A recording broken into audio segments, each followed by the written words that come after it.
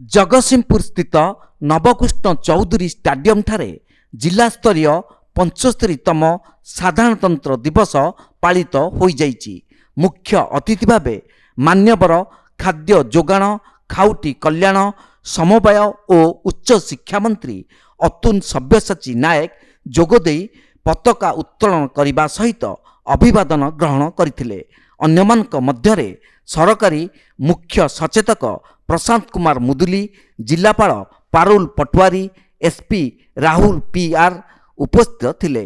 परे अतिथि मानक द्वारा कृति छात्र छात्री मानकु पुरस्कृत करा सहित विभिन्न सांस्कृतिक कार्यक्रम अनुष्ठित होइतिला। ओडिशा होछि एकमात्र राज्य जेउठारे कि ओडिशा राज्य विपर्यय परिचालना कर्तृपक्ष को जातीय सुभाष चंद्र बोस कोटी मूल्यर ट्रक टर्मिनाल निर्माण कार्य जिला मुख्य এই কন্টিনেন্টর নেতৃত্ব নেউଛନ୍ତି সিদ্ধেশ্বর খাড়িয়া। পরে পরে হোমগার্ডস পরিচালিত ହେଉଛି ମିତେଶ ଦାସ ମହାପାତ୍ରଙ୍କ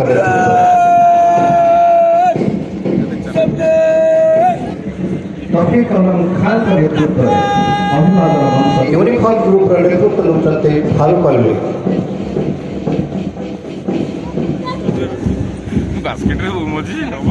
ପରେ ପରେ ସିନିୟର ସିଭିଲିଆନ सौम्यरंजन दास नेतृत्व में अभिवादन मंच अतिक्रम कर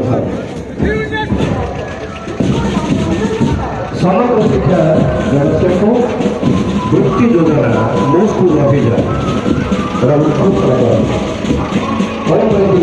पवित्र साधारणतंत्र दिवस ये माटी जगतसिंहपुर माटी होची संग्रामर माटी स्वाधीनता संग्राम को ये माटीर बहु बरपुत्र अवदान रही आज स्मरण करवा एवं तांकर जो जाति प्राणता जो त्याग ताही वर्तमान पीढ़ी एवं आगामी पीढ़ीर ध्येय हो यह संकल्पित होवार आवश्यकता रही एवं आमर प्रिय मुख्यमंत्री श्रीयुक्त नवीन पट्टनायक जो विकासर धारा वर्तमान कार्यक्रम जारी रखिछन्ति ताकू किभली भाबरे तल स्तर में प्रतिफलित करवा आज पवित्र दिन में आम समस्ते पुनः संकल्पित होवार आवश्यकता रही।